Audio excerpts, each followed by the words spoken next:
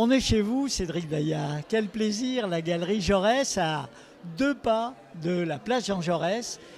Racontez-nous un peu cette belle aventure qui a débuté il y a 1 an pour vous. Oui, à peu près 1 an, on a repris le lieu donc qui est effectivement à 2 pas de la place Jean Jaurès. L'idée, c'est qu'on a tout un espace d'exposition au rez-de-chaussée qu'on essaye de faire coller à l'actualité stéphanoise. Donc là, par exemple, on est sur Curieux Voyageurs. Donc on a organisé une exposition photo qui colle à l'événement, donc sur le thème du voyage, avec deux artistes photographes sur un reportage en Irak et un reportage en Inde. Donc l'idée, c'est ça. Et on a un espace à l'étage qu'on met à disposition des entreprises et institutions pour tout ce qui est comité de direction, séminaire, ce genre de choses. Donc l'idée, c'est vraiment faire vivre ce lieu. Un lieu historique assez incroyable, on le voit derrière nous. À Saint-Étienne, il y a des pépites comme ça. Vous connaissiez, tu connaissais Jean-Marc? Alors, je ne connaissais pas ce lieu. C'est quand vous disiez que vous avez repris il y a 1 an, c'était déjà une galerie ici. Alors c'était déjà une galerie. Et au fur et à mesure que les gens viennent, on me dit un petit peu l'histoire du lieu. Donc ça, c'est assez marrant. Et donc j'ai surtout Monsieur Steiner, qui est historien de Saint-Étienne, alors là, qui était vraiment bien calé sur le lieu, et qui me dit, qui s'interrogeait sur le fait que j'avais appelé le lieu Galerie Jaurès. Alors moi, c'était pour la proximité avec la place Jean Jaurès. Et en fait, il m'a expliqué qu'il y avait Jean Jaurès qui a fait un discours ici. Pourquoi ? Parce que ici, ça a été la Bourse du Travail, avant qu'elle soit au lieu qu'elle soit, voilà, ça a été un temps la Bourse du Travail. Donc l'historique du lieu, ça a été la Banque de France, qui est devenue Bourse du Travail, donc c'est quand même déjà pas mal, oui. le passage, c'est quand même original. Après, c'est devenu la Croix-Rouge, donc c'était un dispensaire, et après, ça a été les arts graphiques. Donc vous aviez la boutique qui donnait sur la place Jean Jaurès, et ici c'était les réserves. Donc voilà, il y a un vrai historique. Alors je ne suis pas encore à l'abri de découvrir encore d'autres choses, mais voilà, donc c'est un lieu historique de Saint-Étienne. Alors un lieu qui est aussi extrêmement chaleureux quand on entre, il est clair, il est beau, il est avec la pierre, avec la lumière, c'est frappant. Même là, la charpente au-dessus, apparente, c'est un lieu que vous avez restauré ou il était déjà comme ça? Moi, je l'ai pris comme tel, parce que comme je suis photographe, en fait, moi j'ai exposé ici en tant que photographe. Et donc, il était déjà en salle d'exposition. Donc moi, je l'ai repris déjà comme tel. J'ai fait aucun travaux, ce qui m'arrange bien parce que je ne suis pas du tout bricoleur. Donc, on l'a repris comme tel. Donc, c'est un beau lieu stéphanois qu'on essaye de faire vivre. Et pourquoi vous étiez photographe? Pourquoi avoir repris une salle comme ça, une galerie? Parce que quelque part, moi, quand j'étais bien. Quand j'étais ici, j'étais bien. Le lieu me plaisait, donc c'était une opportunité à saisir. Et ouais, c'était vraiment l'idée. Alors le premier étage, Jean-Marc, tu nous mettras 1 ou 2 photos.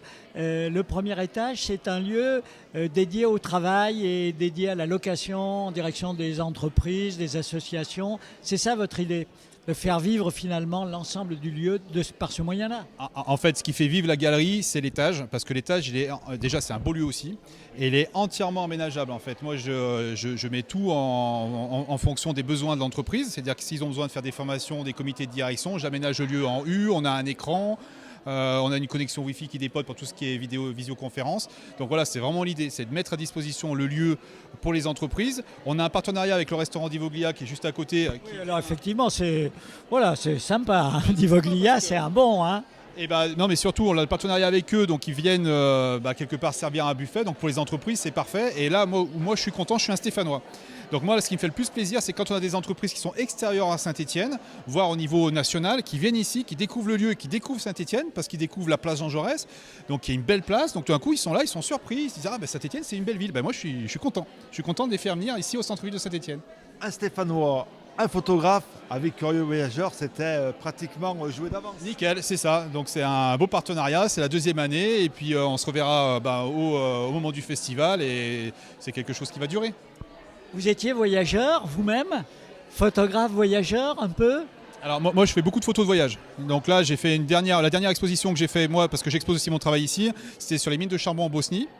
Donc moi je fais pas mal de voyages, j'ai quelques beaux projets en perspective. Donc l'idée c'est aussi d'exposer ici. Le plus beau voyage que vous avez fait et la plus belle photo, ça serait quoi? Alors je parle aux photographes. Photographe, c'est le plus beau souvenir, et je pense que c'est vraiment ce qui a déclenché chez moi la volonté de faire. J'ai toujours fait de la photo, mais mon plus beau souvenir c'était au Sri Lanka. J'étais en mission au Sri Lanka sur une mission de solidarité, et je suis allé j'ai fait des photos de la cueillette du thé. J'ai passé une matinée avec les cueilleuses. J'ai fait des photos toute la matinée avec elles. Et le soir même, je suis allé les faire développer dans la petite ville qui était à quelques kilomètres et je suis revenu leur les offrir. Et quand j'ai vu le bonheur que ça leur a apporté de se voir en photo, parce que c'est des gens, en fait, ils n'ont pas de photo d'eux.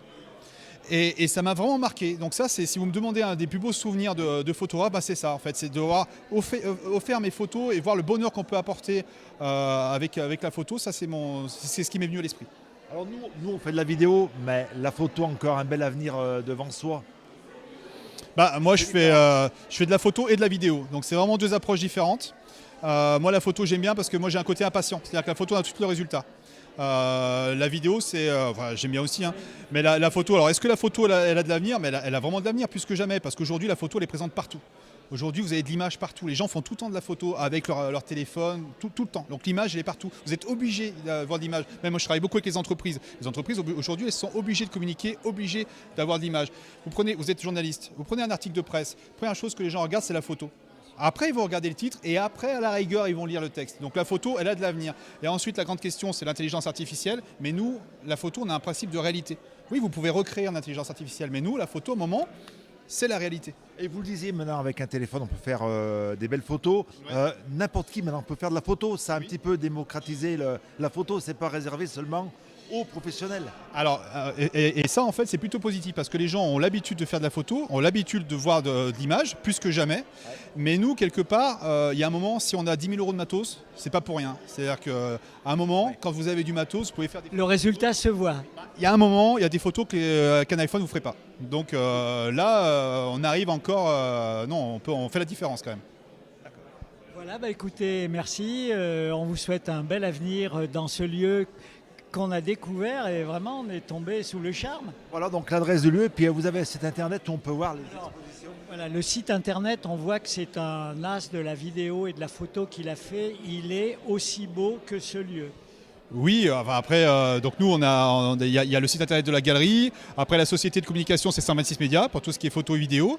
Et puis, moi, j'espère bien vous revoir dans le lieu, même à l'occasion, même quand il n'y a pas d'expo, hein, vous venez, vous prenez un café et puis on discute de photos. Voilà. Super, merci à vous. Merci. Super, merci à vous.